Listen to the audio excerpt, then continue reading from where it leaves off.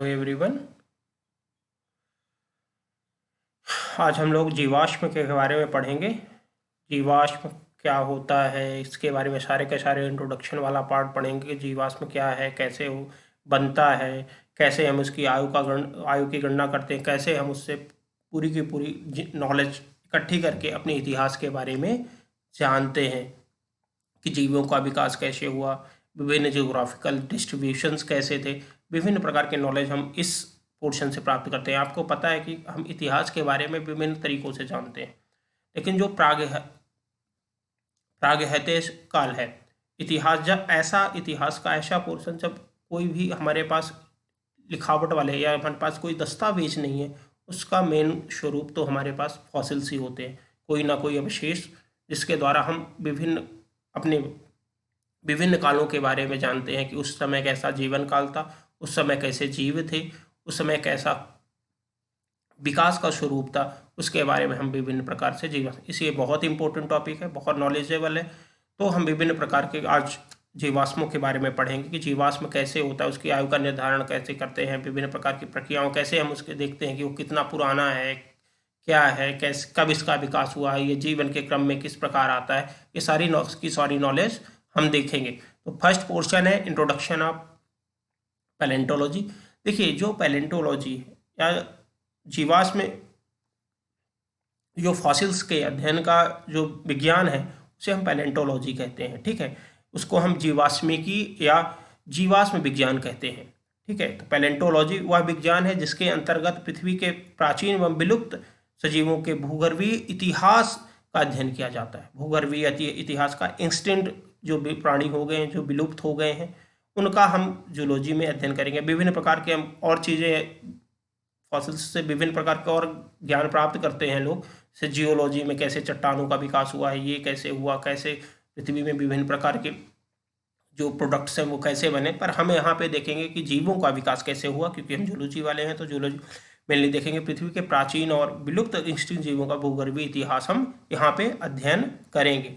The science which deals the study of fossilised remains of plant and animals found in earth crust, the study of fossils are palaeontology. देखिए, इस science में, इस विज्ञान में हम कौन सी स्टडी करेंगे? फॉसिलाइज्ड रिमेन्स, ऐसे जीवाश्म के रिमेन्स या उनके भाग, बचे हुए भागों के, उनके चाहे चिन्ह हो, चाहे उनके अवशेष हो, चाहे उनका कोई कठोर भाग हो या छोटे जो सॉफ्ट पार्ट जो या पूरी बॉडी पार्ट्स हो, उनका हम अध्ययन करेंगे, चाहे वो प्लांट्स हो चाहे एनिमल्स हो, जो हमारी भूपरपट्टी में दबे हुए हैं। देखिए, नीचे तो पोर्शन में वो रह नहीं सकते, क्योंकि वहाँ इतना ज़्यादा टेम्परेचर है कि वहाँ तो सब कुछ खाक हो जाएगा।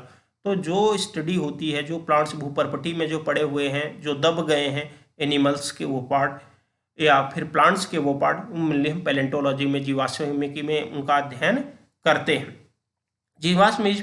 जीवाश्म का जो विज्ञान है, वो इसमें हम फॉसिल्स का अध्ययन करते हैं। तो जीवाश्मिकी वह विज्ञान जिसमें हम फॉसिल्स का अध्ययन करें, वह आता है जीवाश्मिकी या पैलेंटोलॉजी के अंतर्गत, जो कि प्राचीन सजीव लिविंग बींग भूपरपट्टी के विभिन्न स्तरों में, अवशेषों में, वे ढांचों में या चिन्हों में इंप्रेशन के रूप में परिलक्षित मिलते हैं। जैसे जैसे हम देखते हैं, देखिए क्या होता क्या है, जब हम फॉसिल्स की खोज करते हैं, फॉसिल्स पता करते हैं, तो विभिन्न स्वरूपों में मिलते हैं। जो उनके अवशेष थे, जो एंशिएंट जीव से, जो एंशिएंट लिविंग फॉर्म्स थे, उनके विभिन्न स्वरूप आपको दिखाई देते हैं। कब? जब आप विभिन्न अवशेषों को देते हैं, तो चट्टानों में या विभिन्न स्वरूपों में, विभिन्न भूपरपट्टी के विभिन्न भागों में वो आपको दिखाई देते हैं। जो शब्द बना है पैलेंटोलॉजी, ठीक है, इसमें मेनली क्या होता है? पैलियोज पहला शब्द आता है। पैलियोज का मतलब है एंशिएंट या प्राचीन। फिर है उल्टा, उल्टा का सब मतलब है पाए जाने वाला पदार्थ या वस्तु। और जो लेगोज है उसका मतलब है अध्ययन, मतलब प्राचीन पाए जाने वाले पदार्थ का अध्ययन ही पैलेंटोलॉजी है या जीवाश्मिकी है। ठीक है, तो जीवाश्मिकी विज्ञान के अध्ययन को सब हमको विकासवाद के अत्यंत महत्वपूर्ण प्रमाण मिलते हैं। विकासवाद, हमारा डेवलपमेंट क्या हुआ, कैसे हमारा उद्भव हुआ, कैसे विकास हुआ, इसका बहुत ज़्यादा मेजर सोर्स जो हमारे पास है, वो कहाँ से मिलता है? फॉसिल्स के अध्ययन से या जीवाश्मिकी के अध्ययन से। मृत प्राणियों एवं पेड़ पौधों के कठोर अंगों के अवशेषों, चट्टानों में अंकित उनकी रूपरेखा, आउटलाइन को जीवाश्म के भागों के जो आउटलाइंस थे या उनके कोई अवशेष है, इम्प्रेशन है, उन प्रिंट्स है, मतलब उनके कोई चिन्ह छूट गए हैं, उनका कोई बॉडी अवशेष छूट गया है, वो मिलनी जीवाश्म बनाते हैं। देखिए ये समय समय पे क्या हुआ, जब मृत पेड़ पौधे क्या होता था, जब उस अभी क्या होता है, जैसे अभी भी ये हो रहा है, जीवाश्म निर्माण अभी भी हो रहा है। जब आज से कई वर्ष बाद, हजारों साल बाद देखेंगे तो आज के अवशेष भी मिलेंगे। तो आप इनसे देखिए तो क्या होता था पहले, जब पेड़ से मान लीजिए कोई पत्ती गिरी, वो क्या हुआ, डिकम्पोज नहीं हुई, डिकम्पोज ना हो पाए उसके पहले ही वो मिट्टी के नीचे दब गई और वहाँ पे उसका डिकम्पोजिशन नहीं हो पाया। धीरे धीरे उसका डिकम्पोजिशन हुआ तो वहाँ पे या तो उसके चिन्ह छूट गए या कुछ उसके बॉडी पार्ट्स रह गए। इसको हम आगे देखेंगे कैसे, किस प्रकार के जीवाश्म को हम किस प्रकार से क्लासीफाइड करते हैं। तो देखिए, जैसे मृत प्राणियों के, पेड़ पौधों के कठोर अंग, अवशेष, चट्टानों में या उनकी रूपरेखा, आउटलाइन को हम फॉसिल्स कहते हैं, या उसमें जो उनके पार्ट्स हैं, जो इम्प्रेशंस हैं, जो उनको हम फॉसिल्स के रूप में कहते हैं। ठीक है। समय समय पर निर्मित होने वाली चट्टानों की परतों, स्तरों में उस प्राणियों की अस्थियां, कठोर भाग जीवाश्म बनाते गए। देखिए क्या होता है, मेनली जो हम चट्टानें पढ़ेंगे तो चट्टानों में हम देखेंगे कि जो अवसादी चट्टानें होती हैं, जो सेडिमेंट्री रॉक्स होती हैं, जो एक के बाद एक परत बनती है। तो मान लीजिए यहाँ लीव्स कोई गिरी, लीव्स के ऊपर एक मिट्टी की रेत की परत आई, वो उसके नीचे दब गई, फिर वो धीरे धीरे क्लाइमेट होकर पूरी चट्टान के रूप में परिवर्तित हो गई। तो उसके जो इंप्रेशंस थे वहां पे ही हो जाते हैं। तो जो सेडिमेंट्री रॉक्स होती है, जो अवसादी चट्टानें होती हैं, वही जीवाश्म प्रोवाइड करती हैं। सिर्फ उन्हीं में जीवाश्म मिलता है और किसी प्रकार के रॉक्स में नॉर्मली आपको किसी भी प्रकार का जीवाश्म नहीं मिलता है। लिविंग बीइंग्स की हम बात कर रहे हैं। ठीक है। तो कि जो ये जीवाश्म बनते गए वो पृथ्वी के इतिहास और सजीवों के विकास की एक प्रस्तर अंकित दिनचर्या तैयार करते हैं। प्रस्तर अंकित दिनचर्या मतलब कि जीवों का कैसे विकास हुआ, कैसे जीवों का विकास हो रहा है, कैसे वो विकसित हुए, कैसे उनकी सीरीज रही, कैसे धीरे धीरे पहले प्रोकैरियोट्स आए, फिर प्रोकैरियोट के बाद यूकैरियोट्स आए, फिर मल्टीसेलुलर ऑर्गेनिज्म आए, फिर और ऑर्गेनाइज्ड टिश्यू, फिर पूरा का पूरा एनिमल डेवलप हुए। बहुत बड़े बड़े एनिमल्स आए, डायनासोर्स आए, आर्कोप्टेरिस आए, ये सारे बड़े बड़े, कुली मेहमत आया, ये सारे के सारे जीवों का विकास हम इस दिनचर्या में, या कहें कि एक टाइम स्केल है, हम उससे पता करते हैं। ठीक है। प्राणियों के विकास की यह भूगर्भ पुस्तिका, जो भूगर्भिक पुस्तिका है, वो हमें कहाँ से प्राप्त होती है? जीवाश्मों के अध्ययन से। जियोलॉजिकल जो डायरी है, पर ये अपूर्ण है, इसके बारे में हमें पूर्ण जानकारी नहीं है। क्या है, बहुत सारे पृष्ठ जो हैं इस किताब के, इस डायरी के, वो मिस हैं। देखिए क्या होता है कि जैसे जैसे जीवों का विकास हुआ, जीवों का जैसे निरंतरता से विकास हो रहा है, उन सभी के अवशेष हमें नहीं प्राप्त हुए। जब वो अवशेष नहीं प्राप्त होते, जिस सीरीज में जीवों का विकास हुआ है उस सीरीज में हमें जब अवशेष नहीं प्राप्त होते, तो वहाँ पे हमें जानकारी मिस हो जाती है, हमें जानकारी वहाँ की मिसिंग लगती है। तो इस प्रकार हम देखते हैं कि जो जानकारी हमें दिखाई दे रही है, जानकारी जो हमें मिल रही है, वो पूर्णतया पूर्ण है, वो अपूर्ण है। ठीक है, वो अपूर्ण है। उसमें कुछ पेजेस, जैसे आप कहते हैं कि आपके किताब के कुछ पेजेस फट गए हैं या हैं नहीं या गुम गए हैं, तो वो ऐसी परिस्थिति, ये जियोलॉजिकल एक डायरी है जिसमें सबका डाटा है कि कैसे जीवों का विकास हुआ, कैसे पृथ्वी में विभिन्न जियोलॉजिकल डेवलपमेंट हुआ। लेकिन इस पूरे बायोलॉजिकल डेवलपमेंट में, या जी कहें जियोलॉजिकल डेवलपमेंट में किस प्रकार विकास हुआ, उस प्रकार विकास को इस डायरी में बहुत सारे पन्ने मिस हो गए। क्या हुआ जिसके पर इसमें जो सबसे शुरू के अध्याय हैं, जो प्रारंभिक अध्याय हैं, वो मेनली मिसिंग है। देखिए जब शुरू का जीवन विकास हुआ, शुरू में प्रोकैरियोट्स आए, सबसे पहले जब शी में जीवन था तो कोसरवेट्स आए, फिर उसके बाद प्रोकैरियोट्स आए, फिर यूकैरियोट्स। जब सेलुलर स्ट्रक्चर है, सेलुलर स्टेजेस थी, वो हमारे एवोल्यूशन में या हमारे जीवाश्म के रूप में प्राप्त नहीं होती। मेनली वो डिकम्पोज हो गए या पृथ्वी के परिवर्तन में वो हमारे अवशेष नहीं होते। जो प्राथमिक अध्याय इस किताब के, जैसे आपकी कोई बुक है उसका जो प्राथमिक 1-2 अध्याय है, उसे अगर फाड़ दिया जाए या उसका वो हिस्सा अलग कर दिया जाए, वैसी ही परिस्थिति हमारे जीवाश्म के अध्ययन में मिलती है। ये जियोलॉजिकल डायरी के कुछ जो शुरुआती के अध्याय हैं वो यहाँ पे नहीं मिलते हैं। ठीक है, लेकिन अंत में सभी अधिकांश पृष्ठ सुरक्षित हैं। अभी भी की जो शुरुआत है सबका सब सुरक्षित है। जीवाश्म विज्ञान के अभिलेखों से यह ज्ञात हुआ है कि पृथ्वी पर जीवन अनेक वर्षों के पश्चात परिवर्तित हुआ। ये अब अध्ययन करते हैं तो हम देखते चले जाते हैं कि कैसे कैसे जीवन परिवर्तित हुआ, धीरे धीरे कैसे प्रक्रिया रही, प्रोकैरियोट से यूकैरियोट, फिर और टिश्यू ग्रेड, फिर ऑर्गन ग्रेड, फिर सिस्टम ग्रेड का ऑर्गेनाइजेशन आया, फिर मल्टी सेलुलर ऑर्गेनिज्म पूरे के पूरे फॉर्म में आए, फिर बाद में सबसे एडवांस में एंजियोस्पर्म, फिर और फिर हम ह्यूमंस की बात करिए तो कैसे आए बड़े बड़े मल्टी सेलुलर में, वेल, उली मैमथ, डायनासोर्स, ये सब का विकास किस प्रकार हुआ। क्योंकि पृथ्वी के प्राचीन इतिहास प्राणियों पौधों के जीवन पे अधिक प्रकाश डाला गया। जब इनका हम जीवाश्मिकी का अध्ययन किए तो इससे सब कुछ का विकास कैसे हुआ, शुरुआती चरण छोड़ दे तो बाद के विकास कैसे हुआ, इसके बारे में हमें बहुत जानकारी मिली। जीवाश्म अभिलेखों फॉसिल्स रिकॉर्ड के अध्ययन से इतना लाभकारी था कि हमारे जीवन के विकास का जो अनछुआ पहलू था, अनछुआ पोर्शन था, उसे हमें जानने का अवसर मिला। देखिए, ये अभी एक पूर्ण शाखा के रूप में तो विकसित नहीं हुई है, पर अभी आप देखिएगा तो हमारे यहाँ जो अब है ये पैलेंटोलॉजी या जीवाश्म विभाग के अंतर्गत, साइंस के एक अंतर्गत नॉर्मली रिसर्च के रूप में डेवलप हो रही है और इसका अध्ययन किया जाता है। ठीक है, सबसे पहले ये ग्रीक और रोमन में विद्वानों ने जीवाश्म या फॉसिल के बारे में जाना कि ये जीवाश्म और फॉसिल से हम अपने इतिहास के बारे में जान सकते हैं, पूरा प्रागैतिहासिक काल को जान सकते हैं, जब हमारे पास कोई रिकॉर्ड नहीं है, ना तो बुक के फॉर्म में है, ना कोई भी जीवाश्म, जब मेनली सोसाइटीज़ का, समाज का विकास ही नहीं हुआ था, ना तो हमारे पास भाषा थी, ना हम बोल सकते थे, ना तो हम किसी से कुछ कन्वर्सेशन भाषा के फॉर्म में करते थे, ना हमारे पास कोई रिकॉर्ड है। तो जो विद्वान थे ग्रीक और रोमन, उन्होंने फॉसिल की उत्पत्ति का अध्ययन किया और अर्थ की व्याख्या का असफल प्रयास किया था। लेकिन 18वीं और 19वीं शताब्दी में जो इस क्षेत्र के जीवाश्म के अध्ययन में महत्वपूर्ण अध्ययन किया गया और इसका विकास हुआ। और पैलेंटोलॉजी शब्द का सर्वप्रथम उपयोग 1834 में फ्रांस और रूस में एक साथ किया गया था। जो पैलेंटोलॉजी है, फॉसिल्स के अध्ययन के बारे में जो पहला पोर्शन था, जो पहला अध्ययन था, वो अध्ययन किया गया था कहाँ? रूस और फ्रांस में एक बार। देखिए, नॉर्मली जब पुरातन रोमन ने इसको शुरुआत सबसे बड़ी चीज़ होती है। जब शुरुआत हुई उसके बाद 19वीं शताब्दी में इसका अधिकतर विकास हुआ। 1834 में पैलेंटोलॉजी शब्द आया। फिर एनॉक्सीमेंडर, ठीक है, एनॉक्सीमेंडर 611 से 547 BC बिफोर क्राइस्ट, मतलब ईसा मसीह के पहले का पुरुष, प्रथम जिन्हें जीवाश्म शब्द के वास्तविक अर्थ को समझा और इसीलिए इन्हें फादर ऑफ पैलेंटोलॉजी कहा जाता है, एलेक्सीजांडर। ठीक है, अब इसके भागों की बात कर लेते हैं, इसमें कौन कौन से भाग हैं, क्या इसके टाइप्स है। पैलेंटोलॉजी के अंदर विभिन्न प्रकार के टाइप्स की हम बात करते हैं।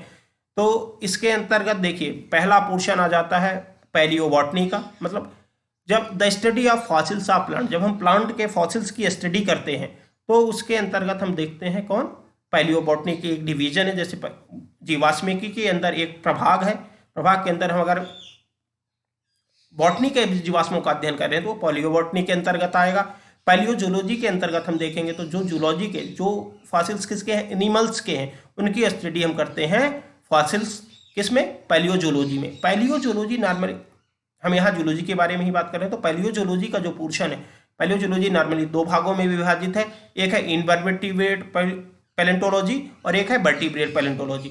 जब हम इनवर्टिब्रेट पैलेंटोलॉजी की बात करते हैं तो इसमें हम उन फॉसिल्स की अध्ययन करते हैं जो विदाउट बैकबोन्स है या इनवर्टिब्रेट, आप सिंपली कह लीजिए कि जब इनवर्टिब्रेट के फॉसिल्स का अध्ययन करते हैं तो वो इनवर्टिब्रेट पैलेंटोलॉजी के अंदर आता है। और इनवर्टिब्रेट वो होते हैं जिनमें बैकबोन या वर्टिब्रल कॉलम नहीं पाई जाती। वर्टिब्रेट पैलेंटोलॉजी के अंतर्गत हम उन फॉसिल्स का, एनिमल्स के फॉसिल्स का अध्ययन करते हैं जिनमें बैकबोन या वर्टिब्रल कॉलम पाई जाती है। फिर माइक्रोबियल पैलेंटोलॉजी की अगर बात करें तो इसमें the study of fossils that are so small that they can be studied under microscope.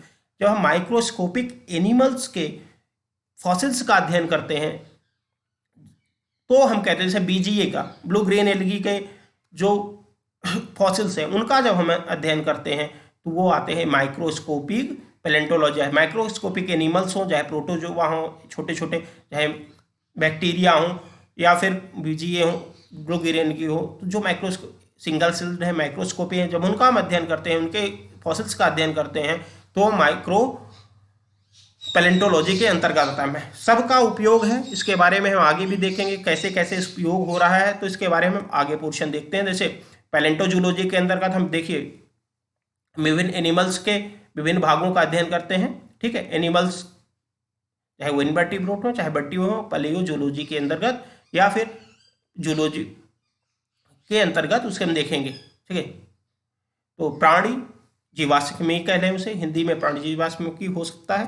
ठीक है, फिर माइक्रो पैलेंटोलॉजी में माइक्रोस्कोपिक एनिमल्स का अध्ययन करेंगे। पैलियोबॉटनी के अंतर्गत हम बॉटनी से संबंधित जो भी हैं, प्लांट से संबंधित जो अवशेष हैं, जीवाश्म हैं, उन्हीं का हम अध्ययन करते हैं। ठीक है, फॉसिल्स के बारे में एक और पूरी डेफिनेशन के बारे में और थोड़ा सा डिटेल्स डेफिनेशन देख लेते हैं कि क्या होता है। The word fossils is derived from Latin word fossils. इसका मीन्स है डंग अप। डंग अप का मतलब है जो बचा कुचा या जो पोर्शन रहता है, जैसे डंग अप आप कुछ जो निकालते हो कहीं मिट्टी से या फिर उसका जो अवशेष होता है उससे उसका तात्पर्य है। For many years any curious object that was dung out in the ground was considered to be fossils. ऐसा कोई भी सब्जेक्ट जो बहुत वर्षों तक कहाँ हो, जमीन में दब गया हो, उसे हम क्या कहेंगे, फॉसिल्स कहेंगे। ये लैटिन वर्ड है फॉसिल, फॉसिलिस। लैटिन वर्ड क्या था, फॉसिलिस, इसका मतलब था डंग अप। ठीक है, इसके बारे में और आगे देखते हैं। Today we define fossils as the remains or relics and any organism that lived prior या रिसेंट टाइम। देखिए आपके बारे इसके बारे में मैं आपको पहले ही डिस्कस कर चुका हूँ कि जो फॉसिल्स हैं वो हैं क्या, वो रिमेन्स हैं। रिमेन्स हो सकते हैं कि वो सॉफ्ट बॉडी पार्ट्स हों, नेल्स हों, हेयर्स हों, या हो सकता है कि बोन्स हों, या फिर आपके इसके बाद आप अगर प्लांट्स की बात करिए तो वहाँ के लीव्स की इम्प्रिंट हो सकता है कि किसी के जीव के पाँव रखने के जो चिन्ह हैं वो हों। तो इस प्रकार के जो इम्प्रिंट्स मिलते हैं, या फिर उसके लिए उसकी बॉडी का ढांचा हो, सांचा हो, ये सारी चीज़ें किस में आएंगी, रिमेन्स है।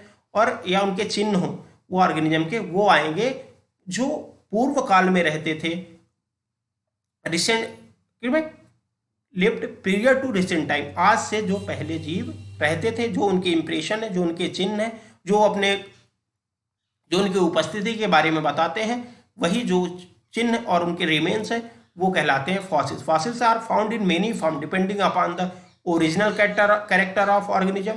ठीक है, the type of material in which it was buried. देखिए जो फॉसिल्स हैं, जो उनके अगर डिपेंडिंग है, उनके टाइप्स की बात करते हैं तो वो विभिन्न आधारों पे विभाजित किए गए हैं। जैसे उसमें अगर कुछ बात कर ले तो ओरिजिनल कैरेक्टर, ऑर्गेनिज्म का कैरेक्टर कैसा था, वो ओरिजिनल, उसका क्या मेडअप था, उसका मेटाबॉलिज्म कैसा था, वो किन ऑर्गेनिक मैटर से बना हुआ था। फिर उसके बाद देखते हैं किसके आधार पर मटेरियल्स क्या है, किस मटेरियल में वो बरीड हुआ। नॉर्मली जो जीवाश्म होता है वो खुले में तो रह नहीं सकता, खुले में तो जीवाश्म बनेगा नहीं, क्योंकि उसकी ऑक्सीडेशन की प्रक्रिया, देखिए जीवाश्म जो बनने की प्रक्रिया है वो बहुत टफ है। नॉर्मली कभी कभी ही जीवाश्म बन पा जाते हैं, वो बाई चांस होता है, क्योंकि जो जीव है अगर वो ओपन है, मान लीजिए कोई एनिमल डेथ कर गया, आपको कहीं आस पड़ोस में आपके जीवाश्म दिखाई देता है क्या, कोई रिमेन्स बचते नहीं बचते, क्योंकि उसका ऑक्सीडेशन हो जाता है। ऑक्सीजन या तो वो डिकम्पोज हो जाएंगे विभिन्न ऑक्सीडेशन की प्रक्रिया के द्वारा, पर कभी कभी ऐसा होता है कि वह अचानक जमीन के नीचे दब गए। जब जमीन के नीचे दब गए तो उसका डिकम्पोजिशन नहीं हो पाया, उसमें ऑक्सीडेशन, ऑक्सीकरण की प्रक्रिया नहीं हो पाई, तो तब जाके वो फॉसिल्स बनते हैं। The type of materials in which was buried, तो जिन टाइप के मटेरियल में, मान लीजिए वो दलदल में दबे, रेत में दबे, कहाँ दबे, वो अंबर में दब गए, रेजिन में दब गए, बर्फ में दब गए, उसके आधार पे हम विभिन्न प्रकार के फॉसिल्स की बात करेंगे। द जीवाश्मों के अध्ययन के बारे में इसमें हम देखेंगे, बहुत इंपॉर्टेंट रोल है। The chemical action to which it was subjected after, फिर हम इसके बाद देखेंगे कि जो उनमें केमिकल एक्शन हुए, उनकी बॉडी किस प्रकार से परिवर्तित हुई, किस प्रकार से डिकम्पोज हुई, कैसे फिलअप हुआ उनमें मिनरल्स का, या फिर वो पूरी की तरह डिकम्पोज हो गए, बस उनके इम्प्रिंट्स बचे, उनके चिन्ह बचे, या फिर उनका पूरा पूरा डिकम्पोजिशन हो गया, वहाँ पे कोई मिनरल ने उनको डिकम्पोज कर लिया। तो जो केमिकल एक्शंस हुए उसको हम आगे देखेंगे। तो ये 3 प्रकार के आधार पे हम उनके विभिन्न प्रकारों के बारे में अध्ययन करेंगे। फॉसिल्स में भी arrange into 4 group according to their method of preservation. जो फॉसिल्स हैं उनको 4 ग्रुप में बांटा गया है, किसके आधार पे, विभिन्न प्रिजर्वेशन के तरीकों के आधार पे, कि उनको किस प्रकार के प्रिजर्वेशन हुए हैं, किस प्रकार के प्रिजर्वेशन के या किसके आधार पे उनका कहाँ पे प्रिजर्वेशन हुआ, सॉइल्स में हुआ, उनके इम्प्रिंट्स बचे, या फिर किस प्रकार का प्रिजर्वेशन हो रहा है। इस सारे प्रिजर्वेशन की जो प्रक्रिया है उसको हम देखेंगे, तो वो कहाँ पे उसके आधार पे विभिन्न प्रकार के फॉसिल्स आपको दिखाई देंगे। तो आज के वीडियो में ये इंट्रोडक्शन वाला पार्ट हो गया। कल जो अगला वीडियो है उसमें हम देखेंगे कि विभिन्न प्रकार के फॉसिल्स के टाइप, किस प्रकार के ग्रुप हैं उनके आधार पे soft hard body part, imprints, cast, तो ये सब सारे के सारे प्रकार और फिर एज कैसे हमें फॉसिल्स का एज वगैरह देखते हैं, वो सारा का सारा हम डिस्कशन अगले वीडियो में करेंगे। Thank you.